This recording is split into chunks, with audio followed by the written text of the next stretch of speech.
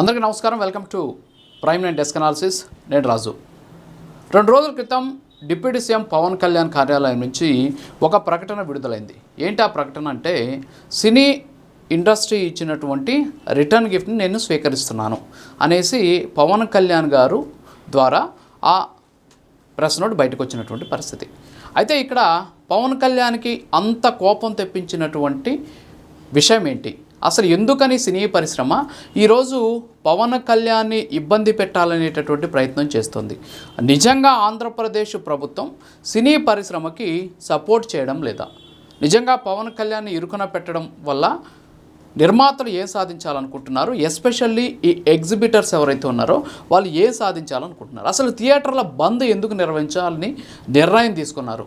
Harihara Veeramallu cinema వచ్చే నెల 12వ తేదీన విడుదల కాబోతుంది. అయితే 1వ తేదీ నుంచే థియేటర్లు బంద్ పాటిస్తున్నట్టు వాళ్ళు ప్రకటించినటువంటి పరిస్థితి. అయితే ఇదంతా కూడా ఒక ఏకపక్ష నిర్ణయం, మాకు సంబంధం లేదు అని చెప్పేసి కూడా కొంతమంది ఈరోజు బయట చెప్తూ ఉన్నటువంటి పరిస్థితి. ఇందులో నలుగురు కుట్ర ఉంది అనేటటువంటి విషయాలు కూడా బయటకు వచ్చినటువంటి సిచ్యువేషన్ ఉంది. సరే, ఇవన్నీ కూడా పక్కన పెడితే పవన్ కళ్యాణ్ గారు విడుదల చేసినటువంటి ఆ ప్రకటనకు సంబంధించి, అంటే డిప్యూటీ సీఎం కార్యాలయం విడుదల చేసినటువంటి ఆ ప్రకటన మనం కానీ చూస్తే, తెలుగు సినీ పరిశ్రమకి ఆంధ్రప్రదేశ్ ప్రభుత్వానికి సంబంధించి కనీస మర్యాద, కనీస కృతజ్ఞతాభావం లేదు అనేటటువంటి అంశాలను కూడా ఆయన లేవనెత్తుతూనే తెలుగు సినీ పరిశ్రమ ఇచ్చినటువంటి రిటర్న్ గిఫ్ట్ని స్వీకరిస్తున్నాను అనేటటువంటి అంశాన్ని కూడా అందులో ప్రస్ఫుటంగా చెప్పినటువంటి సిచ్యువేషన్. నిజంగా పవన్ కళ్యాణ్ డిప్యూటీ సీఎం అయిన తర్వాత తెలుగు సినీ పరిశ్రమ స్థానాన్ని పెంచాలి అని చెప్పేసి ఆయన తీవ్రంగా ప్రయత్నిస్తున్నారు. అంతేకాకుండా దానికి ఒక ఇండస్ట్రీ హోదా ఇవ్వాలి అనేటటువంటి ప్రయత్నాలు కూడా జరుగుతున్నాయి. ఒక సినిమా నటుడు ఒక ప్రభుత్వంలో కీలకంగా మారితే ఆ పరిశ్రమ ఏ స్థాయికి ఎదుగుతుంది అనే దానికి ఆంధ్రప్రదేశ్ ప్రభుత్వంలో డిప్యూటీ సీఎంగా పవన్ కళ్యాణ్ బాధ్యతలు స్వీకరించడం ప్రధానమైనటువంటి ప్రత్యక్ష సాక్ష్యం. మరి అలాంటి సందర్భంలో సినిమాకి సంబంధించినటువంటి పెద్దలు, సినీ పరిశ్రమకు సంబంధించినటువంటి ఎవరైతే ఉంటారో వాళ్ళంతా కూడా దాన్ని సద్వినియోగం చేయాల్సింది పోయి సాయం చేసేటటువంటి, పెట్టేటటువంటి, అండగా నిలిచినటువంటి చేతులను నరికేటటువంటి ప్రయత్నం చేస్తున్నారు. సరే, ఇవన్నీ కూడా పక్కన పెడితే అసలు ఏం జరిగింది అనేది మనం కానీ ఒకసారి గమనిస్తే, వాస్తవంగా సినిమా పరిశ్రమకు సంబంధించి నిర్మాతలు ఉంటారు. నిర్మాతలు ఏం చేస్తారు అంటే, ఆ సినిమాలు ఒక సినిమా పూర్తయిన తర్వాత దాన్ని డిస్ట్రిబ్యూటర్కి అమ్ముతారు. డిస్ట్రిబ్యూటరు దాన్ని సినిమా థియేటర్లకు ఇస్తారు. సో వాళ్ళని ఎగ్జిబిటర్స్ అంటాం మనం. అయితే ఇక్కడ సినిమా థియేటర్లు ఎందుకు 1వ తేదీ నుంచి బంద్ నిర్వహించాలని చెప్పేసి నిర్ణయం తీసుకున్నారు అంటే, ఎస్పెషల్లీ 2 రకాలు ఉంటాయి. థియేటర్లకు సంబంధించి రెంట్ విధానం ఒకటి, రెండవది వచ్చేసి సినిమాలో వాటా ఇవ్వడం. రెంట్ అంటే ఏంటి అంటే, నా సినిమా మీ థియేటర్లో వేసుకున్నందుకు గాను మీకు నేను రెంట్ పే చేస్తాను అనేది ఒక విధానం. రెండో విధానం వచ్చేసి, మా సినిమా మీ థియేటర్లో ప్లే చేస్తే దానికి సంబంధించి వచ్చేటటువంటి ఆదాయంలో, అంటే అక్కడ టికెట్లు ఎన్ని అమ్ముడైతే ఎంత డబ్బు వస్తే అందులో మీకు 30% 40% వాటా ఇస్తాను అనేటటువంటి విధానం ఒకటి. అయితే ఇక్కడ రెంట్ వల్ల మాకు గిట్టుబాటు కావడం లేదు. రెంట్ ఇస్తే థియేటర్లకు సంబంధించినటువంటి పవర్ బిల్ కావచ్చు, అంతేకాకుండా ఇతర అంశాలకు సంబంధించి మాకు గిట్టుబాటు కావడం లేదు. కాబట్టి మాకు సినిమాకి సంబంధించినటువంటి వచ్చే ఆదాయంలో మాకు వాటా కావాలి అనేటటువంటి ప్రధానమైనటువంటి డిమాండ్ తోటి ఈ థియేటర్ల బంద్కు పిలుపునిచ్చారు. అయితే గతంలో ఇలాంటి పరిస్థితి లేదా? సంక్రాంతికి సినిమాలు ఆడించుకున్నారు, ఉగాదికి సినిమాలు ఆడించుకున్నారు, అంతకుముందు దీపావళికి సినిమాలు ఆడించుకున్నారు, అలాగే ఏదైతే విజయదశమికి సినిమాలు ఆడించుకున్నారు. కానీ ఇప్పుడు డ్రైగా ఉన్నటువంటి పరిస్థితిలో, ఇప్పుడు కొత్తగా ఎన్నో రోజులుగా వెయిట్ చేస్తూ ఉన్నటువంటి నాట్ ఓన్లీ హరిహర వీరమల్లు, ఇంకా 2-3 సినిమాలు కూడా ఉన్నటువంటి పరిస్థితి. మరి ఈ సందర్భంలోనే ఎందుకని ఈ నిర్ణయం తీసుకోవాల్సి వచ్చింది అంటే, దీని వెనక ఒక పెద్ద కుట్ర దాగి ఉంది. ఏంటి ఆ కుట్ర అంటే, నలుగురి చేతిలోనే ఈరోజు ఆంధ్రప్రదేశ్ కావచ్చు, తెలంగాణ కావచ్చు, దాదాపు 3వ వంతు థియేటర్లన్నీ కూడా వాళ్ళ చేతిలో ఉన్నాయి. వాళ్ళు పేరుకి నిర్మాతలు అయినప్పటికీ కూడా మొత్తం థియేటర్లన్నీ కూడా వాళ్ళే లీజులు తీసుకొని గుత్తాధిపత్యం ప్రదర్శిస్తూ వస్తున్నారు. చాలామంది చిన్న నిర్మాతలు అల్లాడిపోతూ ఉన్నటువంటి పరిస్థితి. గతంలో అనేక సందర్భాల్లో చిన్న సినిమాలు ఆడించుకునేందుకు థియేటర్ లేక అవస్థలు పడుతున్నామని చెప్పేసి అర్జీలు పట్టుకొని ప్రభుత్వాల చుట్టూ చాలామంది తిరిగినటువంటి సిచ్యువేషన్ మనం చూసాం. అయితే వీళ్ళ గుత్తాధిపత్యంతో సినీ పరిశ్రమలో యంగ్ టాలెంట్ కావచ్చు, కొత్తగా వచ్చేటటువంటి కొత్త సినిమాలు కావచ్చు, చిన్న సినిమాలు కావచ్చు, వీటన్నిటి కూడా స్థానం లేకుండా పోతుంది. తాము తీసినటువంటి సినిమాలుంటే తాము థియేటర్లు వేసుకోవడం, అలాగే తమకు నచ్చినటువంటి వాళ్ళకి థియేటర్లు కేటాయించడం, లేకపోతే థియేటర్లు కేటాయించకుండా ఒక గుత్తాధిపత్యంతో వ్యవహరిస్తూ వచ్చారు. ఇందులో నలుగురు ప్రధానమైనటువంటి వ్యక్తులు. ఒకరు వచ్చేసి సురేష్ బాబు గారు. ఆయన అందరికీ కూడా తెలిసినటువంటి వ్యక్తే. రామానాయుడు స్టూడియోస్ ఆయన నిర్మాత. అలాగే అల్లు అరవింద్ గారు, ఆయన గురించి మనందరికీ కూడా తెలిసినటువంటి సిచ్యువేషన్, ఆయన కూడా నిర్మాత. అలాగే సునీల్ నారంగ్ గారు, సో ఆయన కూడా ఒక నిర్మాత. అంతేకాకుండా ఆయన కూడా థియేటర్ ఉన్న పరిస్థితి. ఇక దిల్ రాజు గారు, సో ఆయన గురించి అందరికీ తెలిసినటువంటి పరిస్థితి. ఈ నలుగురు చేతుల్లోనే 2 రాష్ట్రాలకు సంబంధించి దాదాపు 3వ వంతు వరకు కూడా థియేటర్లను కూడా వీళ్ళ చేతిలో ఉన్నటువంటి పరిస్థితి. వీళ్ళు నిర్మాతలుగా ఉంటూ వాళ్ళ సినిమాలు వచ్చినప్పుడు ఆ థియేటర్లలో వాళ్ళకి కేటాయించుకుంటూ ఆ థియేటర్లో సినిమాలు వేసుకుంటూ ఉన్నారు. అయితే ఇప్పుడు వీళ్ళు నలుగురే ఈ డెసిషన్ తీసుకున్నారు. ఈ నలుగురికి తెలిసే ఈ నిర్ణయం జరిగింది. ఈ నలుగురు వెనక ఒక కుట్ర దాగి ఉంది అనేటటువంటి అనుమానాలు ఇప్పుడు వ్యక్తమవుతూ ఉన్నటువంటి పరిస్థితి.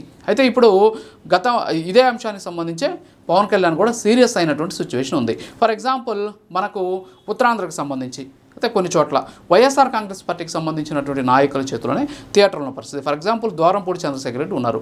ఆయన వైఎస్ఆర్ కాంగ్రెస్ పార్టీలో చాలా కీలకమైనటువంటి వ్యక్తి. ఆయనకు సంబంధించి దాదాపు 60 థియేటర్లు ఉన్నాయి. ఈ 60 థియేటర్లు కూడా వీళ్ళే లీజుకి తీసుకున్నటువంటి పరిస్థితి.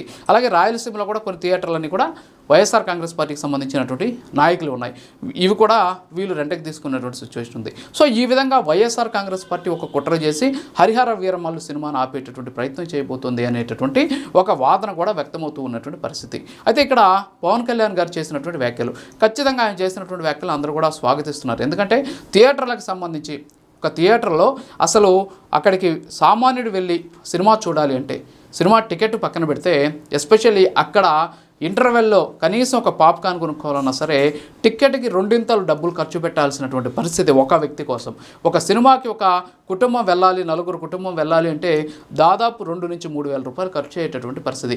ఇష్టానుసారంగా అక్కడికి వెళ్ళి ఒక బైక్ పెడితే 25 రూపాయల నుంచి 50 రూపాయల వరకు పార్కింగ్ ఫీజు వసూలు చేసేటటువంటి పరిస్థితి. సో ఈ విధంగా ఇష్టానుసారంగా థియేటర్లు అక్కడికి వెళ్ళేటటువంటి కస్టమర్స్ని ముక్కుపిండి వసూలు చేస్తున్నాయి. వాటికి సంబంధించిన ట్యాక్సులు కడుతున్నారో లేదో తెలియదు, దేనికి కూడా లెక్కలు ఉండేటటువంటి పరిస్థితి లేదు. సో ఇప్పుడు అదే అంశాన్ని పవన్ కళ్యాణ్ గారు కూడా బయటపెట్టినటువంటి పరిస్థితి. ఖచ్చితంగా తనిఖీలు జరుగుతాయి.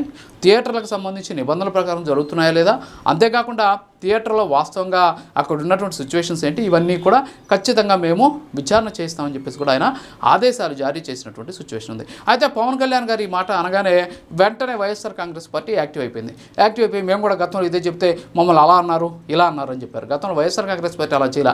కేవలం పవన్ కళ్యాణ్ సినిమా వస్తే మాత్రమే తహసీల్దారులను ఆడబెట్టి అక్కడికి వచ్చినటువంటి వాళ్ళని బయటికి పంపించేసి తిరుబండారాల పేరుతోటి రేట్లు పెంచకుండా ఇష్టానుసారంగా వ్యవహరించారు. కానీ ఇప్పుడు పవన్ కళ్యాణ్ గారు అంటున్నది ఏంటి అంటే, ఎస్ మీరు బంద్ చేయండి, రిటర్న్ గిఫ్ట్ ఇవ్వండి, తీసుకునేందుకు సిద్ధంగా ఉన్నా, ఎట్ ది సేమ్ టైం నిబంధనల ప్రకారం జరగాలి అని చెప్పి కూడా చెప్తున్న పరిస్థితి.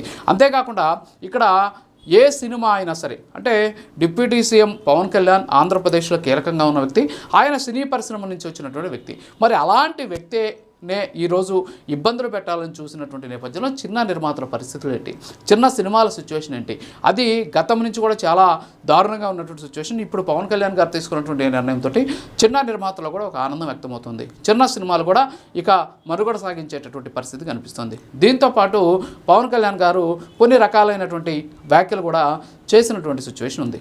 ఎస్పెషల్లీ ఏదైతే కొంతమంది హీరోలు వచ్చి తమ సినిమాలకు సంబంధించి రేట్లు పెంచండి అంటే రేట్లు పెంచడం ఇవన్నీ కూడా ఇక కుదరవు, సంఘటితంగా అందరూ కూడా కలిసి రావాలి, కలిసి వచ్చి మాట్లాడితే సమస్యలు పరిష్కరించడానికి సిద్ధంగా ఉన్నామని చెప్పేసి ఆయన ఒక ప్రకటన చేసినటువంటి పరిస్థితి.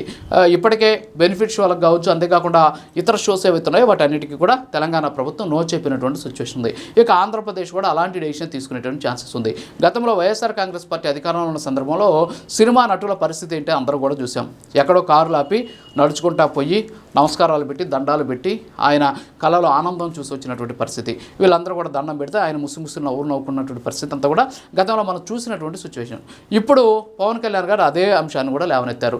చిత్కారాలు పొందినటువంటి మీరు ఇప్పుడు వచ్చి మమ్మల్ని ఇబ్బంది పెట్టేటువంటి ప్రయత్నం చేస్తున్నారు అనేటువంటి వాదన కూడా ఆయన వ్యక్తం చేసినటువంటి సిచ్యువేషన్. సో ఉన్నటువంటి ఆదరించినటువంటి అండగా నిలిచినటువంటి చేతిని నరుక్కునేటటువంటి ప్రయత్నం ఈరోజు సినీ పరిశ్రమ కూడా చేస్తూ ఉన్నటువంటి పరిస్థితి కనిపిస్తుంది. సో ఇదంతా కూడా దీని వెనక వైఎస్ఆర్ కాంగ్రెస్ పార్టీ ఉంది.